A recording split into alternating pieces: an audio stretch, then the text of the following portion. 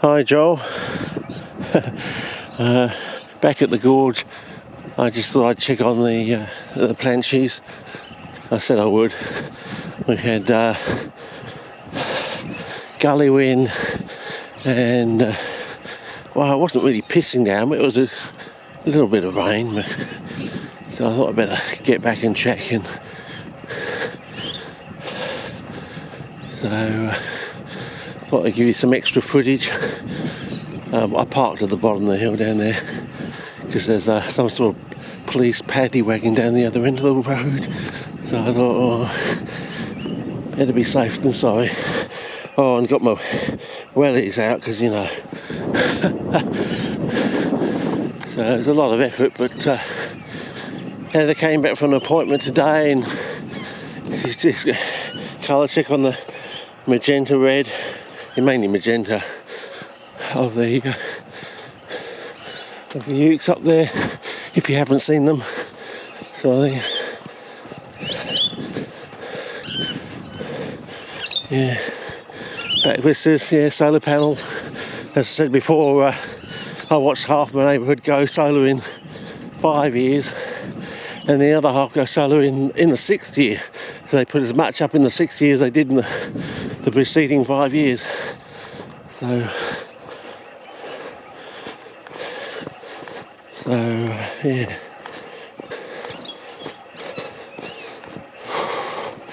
We'll see how we go.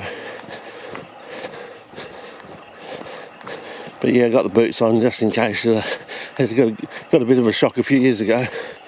But then we did have, I think it was like 2 days back to back of in like WA sort of upper temperature, like 23 or something like that. So rather than a normal diurnal wobble of 17, 19, it was creeping up there to the upper WA temperatures, really, which doesn't seem like much, but you know, every 10 degrees rise in temperature you double the reaction rate, and vice versa, of course. You go down and you halve the reaction rate. So yeah, it's getting quite overgrown now and there. We did have a burnout there. You want to go through the clips and look up the burnout over the Sturt Gorge, I think it is. Quite a nice clip for what it is at 780p, I think. I had a special lens on or something to try and get the so-called snap heads of the ribbon tentacles. Didn't work, of course, because I think the ribbon tentacles, at least the head area anyway, vibrates, I think. That's why you can't photograph them properly. And it's just like little lures in a way. It's like one of those anglerfish or something like that, just sort of quietly vibrating there, just to lure the insect.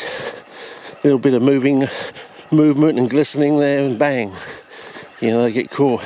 I also think there's, if you look at the glid, seems to have some tines on it. So I think it's like one of those situations where if you get the angle right and the speed and everything, you can actually throw a playing card into a dartboard and you can get it to stick in. I think that's what it is, because I remember seeing one of Ziggy's earlier videos when this insect went flying off over to the other side of the pot, and I thought that was a bit odd, and he's never put that on a video. Yeah, because I always wonder how these things, they always seem to be, one year I was photographed, I actually caught this on the photographs in sequence, I think, this fly just runs down towards the plant and gets caught. It's almost like it was committing hairy-carry, and I've got shots, you know, of there it is, running down, and then on the plant, and you know, 20 and 40 minutes later, you know, being, you know, on its way to being half digested sort of thing. So, back vistas, I know you like them. Oh, let me guess, one spot current. Let me guess, yeah, the usual thing. Got to check all these things. Okay, now we're on general portrayals. Yeah, left to right sort of focus. Ah, wow. Now these are the pink flower oryx. They're in flower now, so we'll time them. And we've done the width. We're now going to try and look at the planches and see if we can beat the gully winds and rain to I said it looked like it might take a week or something, so we'll see. So it'll be a case of going in here and going down the back and see. I mean, there's plenty more whip pot. Let's see. Let's have a look at them. Yeah. There you go. So there's still plenty there. So plenty for the population and everything. So, but yeah, you can see they're sort of. Oh, that one there is popped. That's probably popped today. So I'm glad I did make the effort the other week, sort of thing. So we'll see how we go. Yeah, that's why I was doing some chat to you. Oh yes, sometimes you can go in here and you can find planties in here, especially after the bushfire. We found quite a lot. And all these things here, these anthurias, they grew up about 6 feet tall and flowered. And 8 months later, they started shrinking back down again. So all this nonsense and bullshit about they're growing millimetres a year, sort of thing, after bushfire, when they flower, they can grow up, you know, half a metre, if not more. And then they shrink back down again. Oh, here we go, got some planties here. See what they're like here. Oh, still flowering, you see. It's best to, you know, wait till the last flower and then look at the earlier ones, and if there's 3 fattening, you know, leave one for the plant, one for the environment, and just take one sort of thing. But we usually like to do that at Hams Road. So anyway, I just thought I'd come back in and see what they're like, and see how many roughly in this section. Yeah.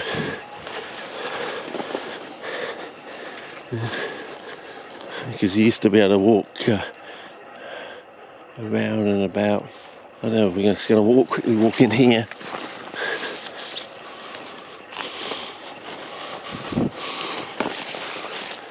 Let's see what it's like in here. I can't see too much that's... hang on. What's over there on the ground? I just may have spotted something, I don't know. Bit of red over there. Could that be a sprawling load of planties? No. Oh, hang on, look at these.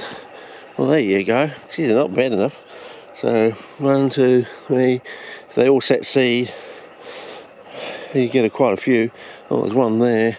Another one there. So, yeah, it's all over there and there. So, quite a good... Oh, all over here. So, yeah, I think we're too early, actually. Yeah. I think we're too early. Oh well, keep an eye on it. I'll go to another section and see what they're like in the other section. And at least we've got an eye.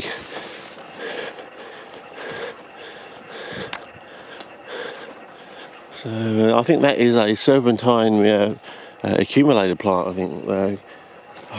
Begins with an H, I think, in my serpentine book. So yeah, there's probably lots down there in amongst this sort of edge sort of thing.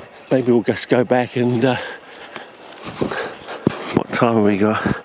Another 7 minutes on the card, and see how we go. Sorry.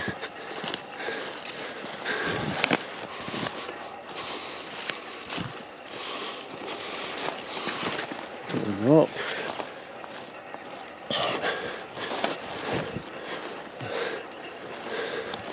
Okay, can I see any hanging on the growing up by these anthurias? No, they seem to be in little open areas, don't they? Lots of CP related weeds, so you can see why I'm using those as my sort of throwaway. Oh, there's another one. So it's had, oh yeah, look, it's fattening up already, so, yeah. So when they sort of go black, with sort of grey-black sort of thing, just before they set the seeds off, that's the time to. And we've still got some, yeah. So there is a bit of a window there, but you just got to watch it. You've got to play it by ear. Anyway, we'll just come back out here and another one there with nice one big fat pod starting to develop. And we'll just carry on down here and see how we go. So I looked at what I'm up to now is I watched one of your Reader is Dying sort of episode. Oh, by the way, you committed the cardinal sin in Australia of wearing socks and thongs together. Nah, if you want to do that, maybe try it with Crocs, but has anyone started ragging you and taking the piss out of you yet? Because that's what we do. Yeah, unfortunately you weren't to know whether it's different in South Africa, because you know you're more mountainous area, it gets quite cold, you see, whereas here we're quite flat, so it's a definite no. Do not wear thongs and socks together. They think you're a bit of a wally, a Charlie, or whatever you want to call it. So hopefully it's picking up the caucus there, but don't beat yourself up over it. It's done now, it's on the internet, everyone can see. I should have warned you, but then again I didn't know you were going to do something like that, you know. I didn't think you were going to don the South African superhero costume of thongs and socks sort of thing.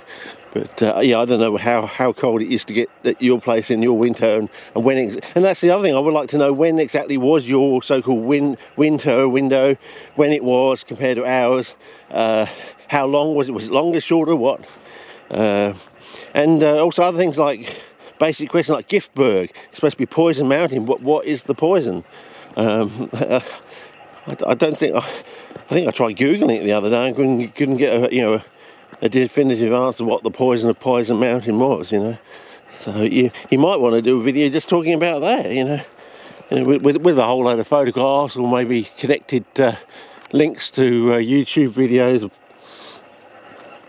places you've been or know of, sort of thing. Yeah, still there's I've got other clips of this sort of thing. I think you want to look up some of the Sturt Gorge things. You know, there's one here where I'm talking about Prince Charles's ears sort of thing. It's quite a funny one, so you might want to look that one up. And then we go into like Glid Heaven down here, which oh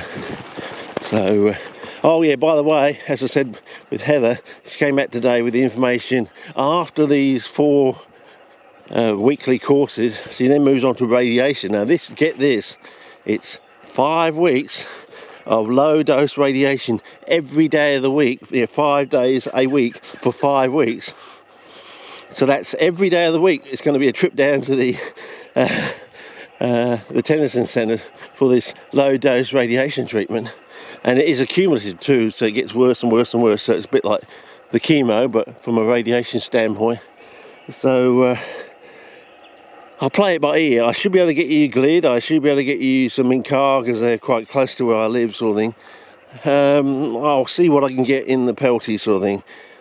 Whether I can get out to that down this year, but there's always next season, and we can, next season we can start next season off with getting you some of those Mount Bold red Gemmy, because as we learnt, first I had a block pipe for a couple of seasons, didn't know that. And this is quite wet at certain times of the year if you look back at the other vids, sort of thing. And I had a pop pipe in my Gemmy collector for a couple of seasons. Then so I couldn't actually get the Gemmy.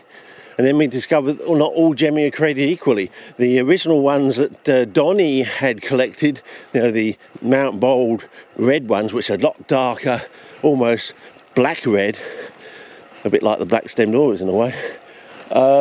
They obviously come from these other Gemmy that weren't equal to the normal Gemmy in the plant. So there's a whole range. Maybe it's like Mendelian genetics. 1/4 of the Gemmy are different, sort of thing. Something like that. Don't know. But we'll cut in there, and there's Glid Heaven in there, and the wits will be on the John Wayne though, setting the sea catch. But this is normally quite wet. If you've seen the other video, I've put the camera down low and so on and so forth. So so that might be, we'll see what we do, but I'll try and get you these and these plant sheets, because it is our easiest germinator, very fast on the heels of the Peltata, Fodiosa, Auriculata complex, I think. But in my opinion, the Planchonia is our easiest germinator, and it normally, just ordinary peat and sand, it will take 3 to 4 seasons Sometimes you get some precocious ones coming up with their erect stem in the third season, but I reckon, looking at the way your plants grow in your pots, that won't be a problem. I reckon you'll get a few precocious ones in the first season in your pots, the way your things are growing. So, as I said, I still don't think, you know, everyone was on the same page back in the day. You know what I mean? They were talking a lot of bullshit and doing other things, sort of thing, you know. So anyway, this clip's about to run out. I'll see if I can find something else to. And look at that, what an overhang, eh? I love these overhangs, almost like a cloister in a way.